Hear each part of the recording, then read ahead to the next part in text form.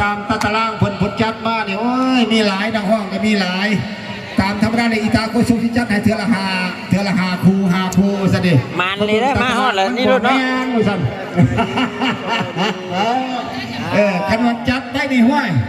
เจอนานสาวตัวเองเนี่ยดวงดาวด้วยเดินสวรรค์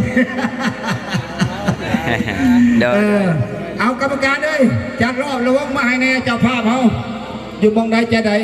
ตามธรรมดาอีตาโกซกว่าทางที่นี่เนี่ยเอาซองมาแล้วนะเพื่อโบญาเพื่อบ่เป็นการชัก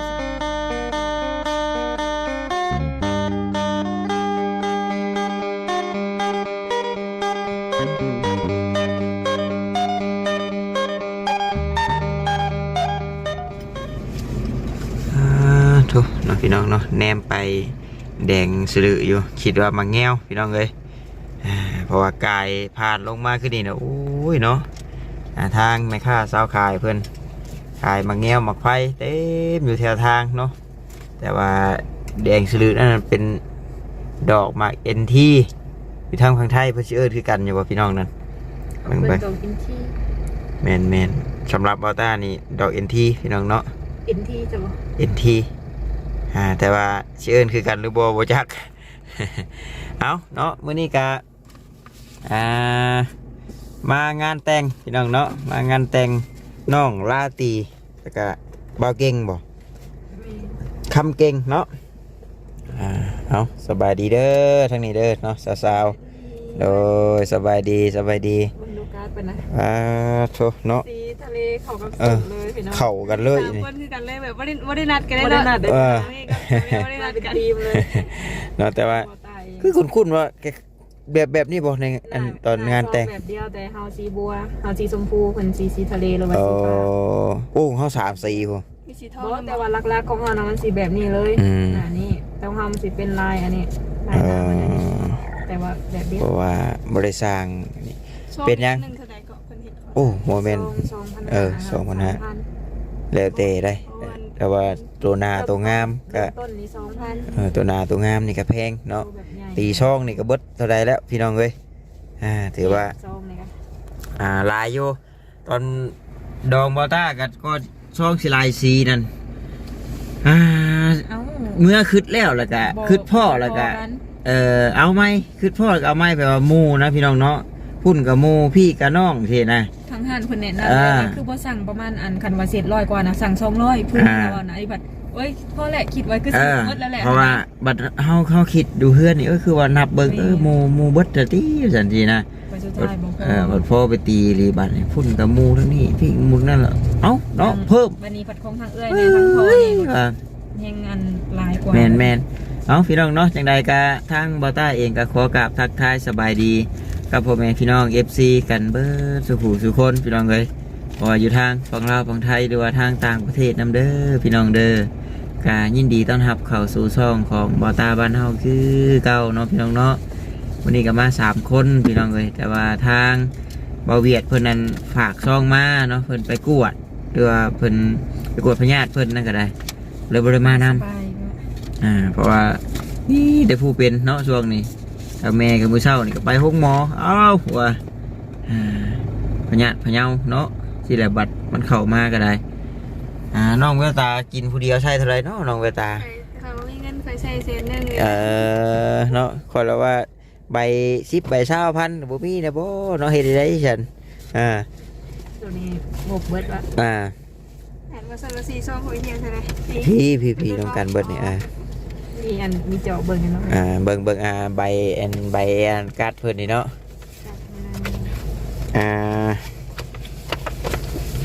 เขียนรายละเอียดใส่นี่พี่น้องแห่เคยว่าซั่น 8:30 เนาะสู่ควัน9:00ยังเข้าสู่พิธีงานเนาะ9:30 11:00ครับประทานอาหารเที่ยงว่ะหัวมวนซืนเนาะ11:30เอามวนพี่น้องเนาะ12:00ให้ยังวันนี้ล้างถ้วยคือเพิ่นมีเวลาให้กินได้นี่เด้อสู่ควันนี่9:00นี่บัดนี้เข้าพิธีงานนี่ก็30 นาทีนี่บัดนี้รับประทานอาหารนี่ก็11:00นี่ วันม่วนชื่นเพิ่นให้30นาทีนี่ เต้นหัวมือ พอเต้นพอมือได้เลยเอาหยอกน้องพี่น้องอันนี้คือเริ่มต้นเท่าคำเก่งเนาะนางลาตีว่าซั่นแล้วก็พิธีสู่ขวัญจะได้จัดขึ้นเฮือนเจ้าสาวดงนาคำนครไกรสอนพรหมวิหารแขวงสวรรณเขตในในมือขึ้น13คำเดือน6พศ2568กงกับวันศุกร์วันที่9เดือน5พศ2025พี่น้องเนาะเวลา9:00หลังจากนั้นสำเร็จพิธีสู่ขวัญแล้วเจ้าภาพทั้งสองพายขอถือเป็นเกียรติเฮียนเซินเนาะทานหัวประทานอาหารเวลา 11:00 นนำครอบครัวข้าพเจ้าเพื่อเป็นสิริมงคลเนาะให้แก่คู่สมรสใหม่ด้วยสันขอขอบใจตบมือทำแม่น้องพี่น้องเนาะเอาดีใจน้ำเพื่อนเนาะเป็นปูเป็นเป็นฟ้าเป็นฟ้าเป็นฟังตำเจียวแดกเข้าหูเข้าตากันก็ว่าไปคือเป็นว่าน้องแววตาก็มือใดชิมานน้องข้าเจ้าเนาะแล้วสบายไทยเฮาเนาะอันตาสิประหยัดเกิบแล้วเราประหยัดเกิบไปดูกันแต่งที่เราถูกฟังพี่น้องเกิบพอยเอาเกิบเรานั่นคือกันเนาะเกิบพอยเอาปดไปในเฮือนเกิบพอยเอาปดไปอยู่นอกมันผลออกมาได้ผูกแขนข่อยผสมเอาเกิบพอยออกไปนอกเกิบน้องเห็นวันนี้มาน้องแววตาป่นเกือบจะเบาใหญ่เจ้าป่นเกือบเจ้าสาวเพราะว่าข่อยน่ะมีเกิบส้นสูงผู้นึงเนาะแล้วเกิบอันซบอีกอันนึงเนาะไปอันสมองบัดเจ็บอันแกงอะนะออกมารถ5บ่เห็นวันนี้เกี่ยวคือกันแต่ว่าสีเหมือนกันเนาะสีหัวสีอกบวงคนน่ะสีเนื้อแต่ยังมาลงเอาของข่อยไปประวัติศาสตร์งานแต่งข่อยตาละเกือบตัวสาวเนาะขนาดพี่น้องตอนนี้ก็เป็นยังนอกจังพากันนั่งเว้าเนื้ออยู่นี่ย้อนถ่าทางทีมงานพี่น้องเนาะยังเบาจิตเบาแซนแล้วก็ทางครอบครัวครูบ่าวสาวไม่เขาไม่ป่ามันเนาะทางสาวมีหน้าเบาจิตนั่นก็เห็นจมอยู่ปีหน้าอยู่เนาะตักแล้วเฮ้ยเนาะให้คล้ายเข่าใส่ซองก็เห็นมาการให้เห็นเลยเนาะ10 สิแตงเช้าสิแตงก็อดเอาก่อนก็ได้ปีหน้าก่อนปีนี้มันสิฮอดหน้าฝนแล้วว่านี่ก็กั้นใจอยู่ฉันเมย์ไข่กับว่าแล้วว่าย่ามียังมีดอกบ่ซีเบิร์ดแล้วพอจอยก็ลงหายลงหน้าแล้วก็เขาพรรษาแล้วคนซีบอให้เฮ็ดพิธีอันแบบนี้นะฝนตกมันระบากพี่น้องเนาะพายุหอบเอาตู้เอาเต็นโอ้ยยากเลยก็พูดแล้วเกี่ยวข้าวเกี่ยวหน้าแล้วพรรษาเลยก็เริ่มใหม่แล้ววันนี้เดือน12เดือน2ติ้งเบิ่งบ่เซนบ่เซนอยู่ทางเขาเด้อมาในแม่เขามาในแม่นี่อยู่กกขามนี่เห็นไปเขาทางใหญ่พ่อบอกโอ้นะนี่แหละนี่แหละก็เป็นนี่แหละนี่แต่ยังโมเวเข้ามาสิยังจะบาจิตแบบนี้นะน้ำกันนั่นแหละกันแต่ว่าคอยบอกแต่บอเซนเดียวบอกแต่บอจีเดียวว่าอยู่นี่เด้อสัตว์จะเบิ้ลกันหน้าชิวนั่นแหละอันนี้รถเที่ยวเขาอยู่ว่าให้อยากให้บอจีนำหน้าเข้าไปเห็นดีๆมาแล้วพี่น้องเนาะพอแล้วก็มาแล้วเนาะพอบอจีเพิ่นเคยมาส่งกันนั้นมาส่งซีนหมูมาส่งซีนหมูอันพี่น้องเนาะมาแล้วเป็นสั่งงานนั้นไม่เห็นนะได้ลุกมาเลยพี่ใหญ่เป็นซอยซีนหมูเด้มายังมาต่อปนเจ้าอยู่ได้อันนี้มาหนักกับบอได้เปิดคลิปบอหรือว่าแต่ใดจังหวะเดี๋ยวถามมันก่อนเคยมานี่บดเคยมาจะเถื่อนนี่ยังได้เปิดคลิปบอจีดไปพาเข้าไปนะแม่เสียไปก่อนเดี๋ยวโปรเซสก็จะมาจอดทางไหนให้คนบนทางไปได้ไปเดี๋ยวเอามาถามมูอะไรเดี๋ยวค่อยว่าจำไม่ได้แล้วช่วยเข้าไปนะนั่นเร็วบอกคิดแล้วเราเข้ามาชงชินโมไปจ้ะเนาะคิวเนาะ เจ้าแหละเป็นมือกล้องบาดนี้ไม่กันชันกันชุนก็บ่ได้เอามาดอกพี่น้อ ถั ง ก เว้ย มันยังไม่กัดสั่นกับป้าอยู่บ่รถจักรพุ่นเนาะเมื่อวานเพิ่นเอารถจักรไปเอาบ่จี คือ เข้าไปนะ เบื่อว่าเนี่ยรถจักรไปพี่น้องเลยเพราะว่าไปเพื่อนในอ่านแหละก็คือบาต้าว่าอะไรพี่น้องเลยเนาะก็เห็นอยู่ FC เพิ่นก็มิ่นมาว่าบาต้าเนาะบ่มีงานของตัวเองหาญาติแต่งานหมู่หาแจมแต่งานหมู่ ไป เข้าใจน้ำกันเด้อพี่น้องเด้อว่าเฮ็ด YouTube หรือว่าการเป็นสะพานบุญนี่บ่ได้ว่าหาญาติแต่งานกันหรอกพี่น้องเนาะผู้ใหญ่เพิ่นมอบหมายไผคนนั้นไปถ้าเฮามีงานเฮาก็ไปถ่ายไปอัปเดตไปหยังก็ได้พี่น้องเนาะบ่ได้ว่าสิไปทะเลาะวิวาทกันเด้นะเพราะว่าบางคนก็เห็นจอบมิ้นใช่คู่มิ้นนี่นะ คู่คลิปเลยนะ ไป มีนั่นนะ ครูคลิปไปก็เก๊ของผู้นั้นของผู้นี้ เมื่อไหร่เพิ่นก็มีปัญญาหาเขียดเองเนาะวันนั้นก็มีแต่ว่าไปตามตูดไอเตียงเพิ่น ก็บ่ได้ซีเรียสหรือว่าบ่ได้ให้บ่ดอกแต่ว่าเนาะเพิ่นก็คิดในนั้นก็ถือของเพิ่นนะ ก็เฮาไปตำหลังอะดิ ครับไปหลังบุติภัยพี่น้องเนาะผู้ใดก็อยากให้ถือใจไผมันนั่นแหละ โด เพิ่ ย นมิ้นในนั้นก็ถือใจเพิ่น โดยได้เว้าใส่ในนั้นกับแยงดิ อย่าเพิ่น โดย ได้จ้ะ ไปเอาไปกูเลยเนาะพี่น้อง พูดแล้ว นำ ไป คน เรือนน้องละตีเพิ่นละ จิตเพิ่นไปเพิ่นเขียนป้ายบอกไว้อยู่แต่ละจุดเนาะ ผู้เขียนกับเจ้าช่างเขาดีนะ แม่น ว้าวม่วงไข่ก่อนที่เขาเพื่อนเจ้าสาวนี่เก็บม่วงไข่ห่วยหลายเติบเลยนี่ เขาไปกินกับเขาวเอาหลังจากกินอันอาหารแล้วก็ต้องมีของหวานด้วยซะ โอ้ย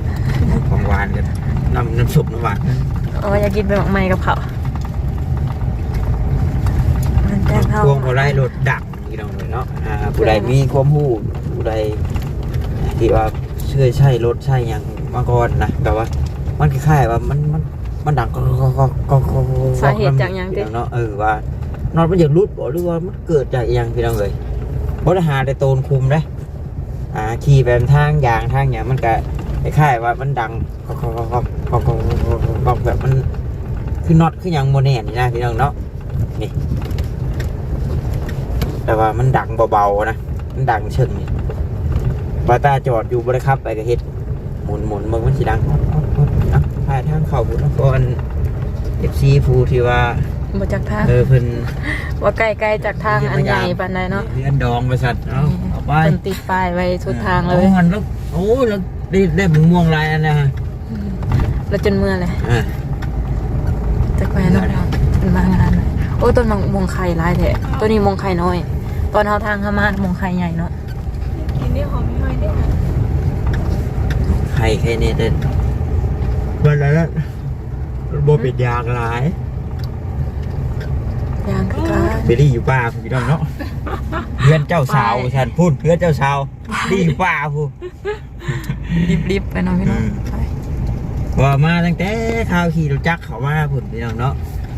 โอ้หมุนไปพูด โอ้มุด เอามาทางนี้ คืออันนี้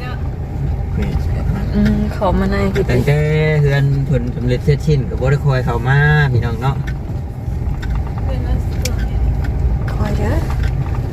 เลี้ยวตาสะออนนี่นะพี่น้อง สอนม่วงที่เราเลยบ้านนี้ มีแต่ละเฮือนในมงไข่ จะปลูกม่วง แอบสิปลูกหลังคาเฮือนเลย เรียบร้อย จะม่วงมี เห็นนี่มาผู้ดีนะเจ้าสาวนะ เจ้าบ่าวเจ้าสาวเอาเพิ่นสิไปใส่ละบัดนี้ โอ้พวกยืดพวกมันเมา เจ้าสาวข่อย เป็นนอกแล้วเราเคยเบิ่งเจ้าสาวนี่ เจ้าสาวอันฟ้อนมันทางเนาะพี่น้องเพิ่นสิเอาไข่เมื่อบ่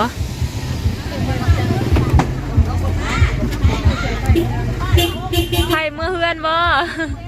โดยสบายดี ว้าจะเอาไพ่ไปใช้แหละ โอ้มาส่งอันโดย เจ้าสาวท่านเมาบอกคือพ่อจะแย่มาแหละ มาส่งอันปู่ย่า ที่เมื่อไร โดยเมื่อบ้านอันทั้งเจ้าบ่าวแล้วเนาะพ่อ บ้านเพื่อพอแล้วเมืองไซบุรีพอแล้ว โดย เข้าทางบ้านมักนาวมาดิ โดยโอ้ของเพิ่นมาแต่เช้าแล้วเนาะ 5 โมง โดย ผลมาส่งเคยเนาะ โดย เอาตามสบายจ้ะ โชค เนาะ ดีอยู่ดีแม่ โดยสบายดี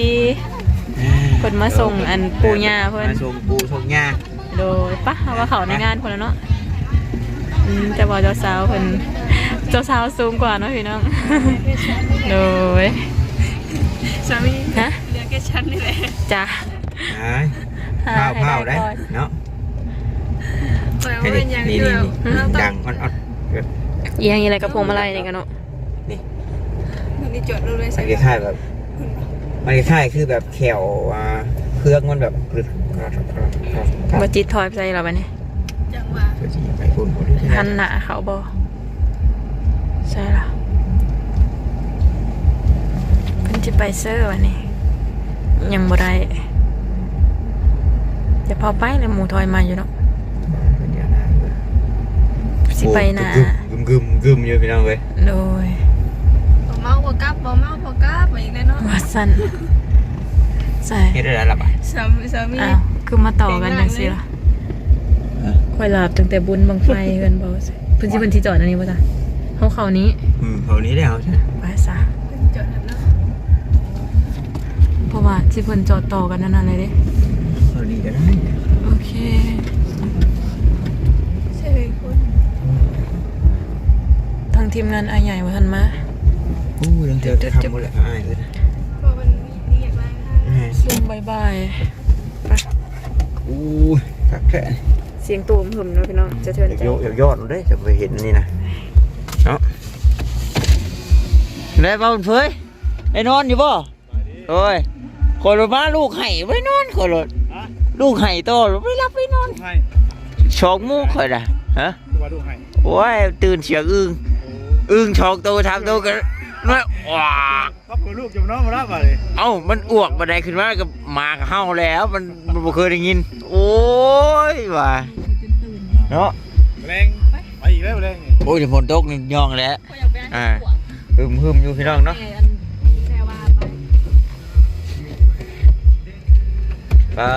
ลองสดบ่นี่เนาะ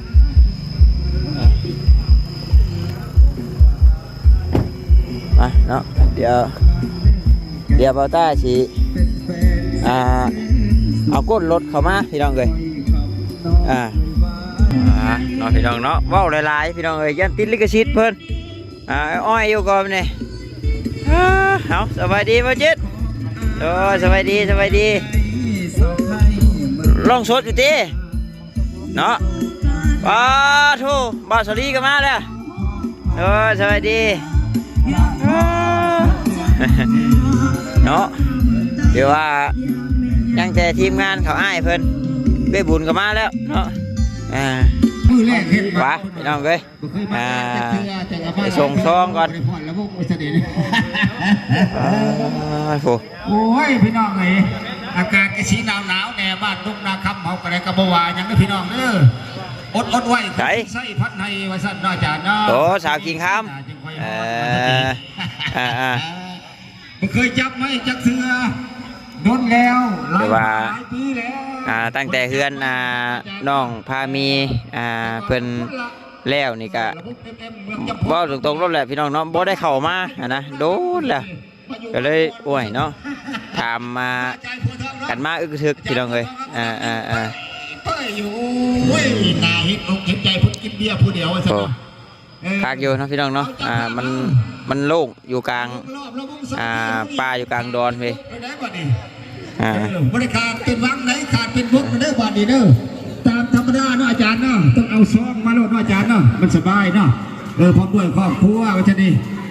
ผู้บางคนประธานประแขกออกมาพร้อมด้วยครอบครัวก็ได้มวลในสื่อน้ำการ